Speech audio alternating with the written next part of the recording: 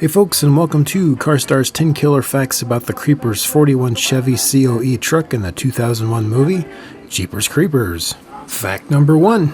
There were 3 different modified 1940s cab-over engine, abbreviated as COE, trucks built for the film to portray the Creepers truck. The first truck built for the film, typically referred to as Truck Number 1, was essentially a non-running prototype mock-up 1941 model truck that they built to see how they wanted to go about building the running trucks that they actually used in the film. Then they built up a functioning 1941 model truck based on the prototype, referred to as Truck Number 2, but with slightly different style than the mock-up truck. This truck was mainly used for stationary and interior shots, but also for some light driving scenes as well. And last but not least, they created a third truck, aka Truck Number 3, which was actually a 1946 model, to be used for the stunt chase driving scenes. All trucks began life as long flatbed workhorse 1.5-ton trucks with a 158-inch wheelbase, built primarily for use in the agricultural industry in the 1940s. Fact number 2. These trucks were originally powered by an around 90 horsepower 216 straight-six engine, sending the power to a 4-speed manual transmission. Truck Number 2's powertrain was left in stock configuration.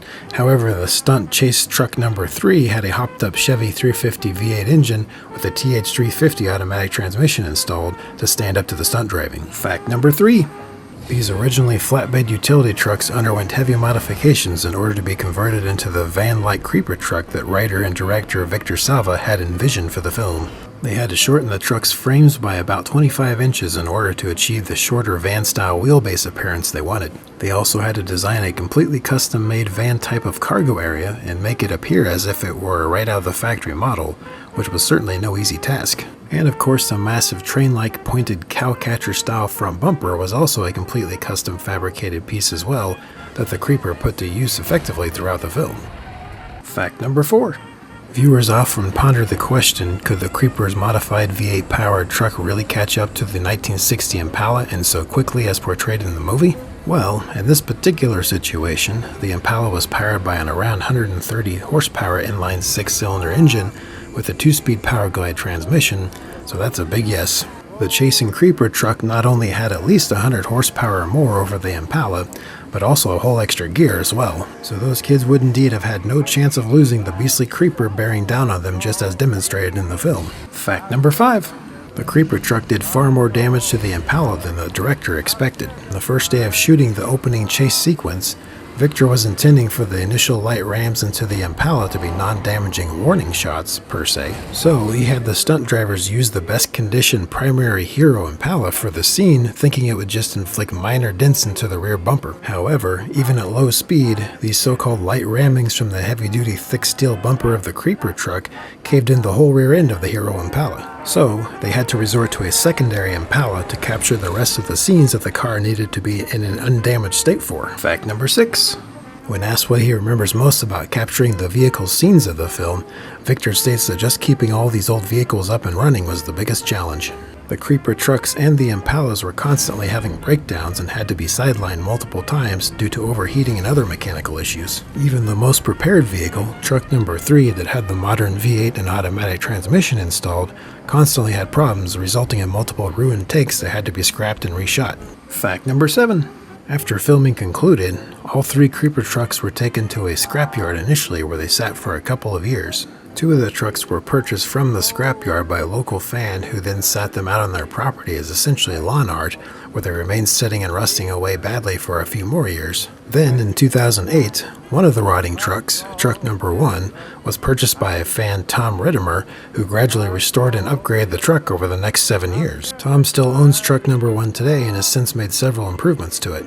This monster ride now sports a powerful beefed-up 383-stroker engine, sending the power to a 700R4 automatic transmission. Tom even has plans to supercharge it soon for even more menacing power and noise, as if it wasn't monstrous enough already. Fact number 8. Truck Number 2 was also purchased and rescued from the lawn art decay situation by a different fan, and is now owned by Troy Jackson, who restored it back to its screen-used condition as well, saving it from becoming a pile of rust too. Since Truck Number 2 was one of the running and driving trucks during the creation of the film, it wasn't in quite as bad of condition as Truck Number 1 was, so he kept the original 6-cylinder engine and 4-speed manual transmission in the truck.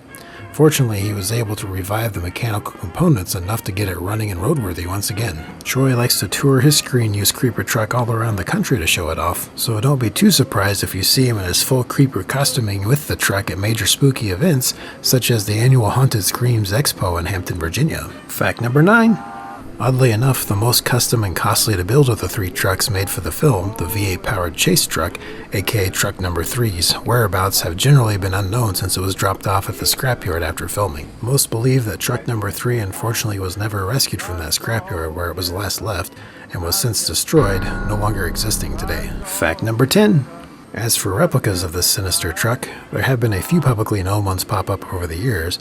Some have landed in museums, others fan-created and kept. One of the better known ones is this fine recreation powered by a modern LS 5.3-liter V8 engine owned by Scott Velvet of the Celebrity Car Museum in Branson, Missouri. Another fine and more screen-accurate replica is this one owned by Kevin Ellis of Ottawa, Canada. Well, there you have it, folks. Thanks for watching, and make sure to hit that subscribe button if you like what you saw here. You guys are all great. See you next time.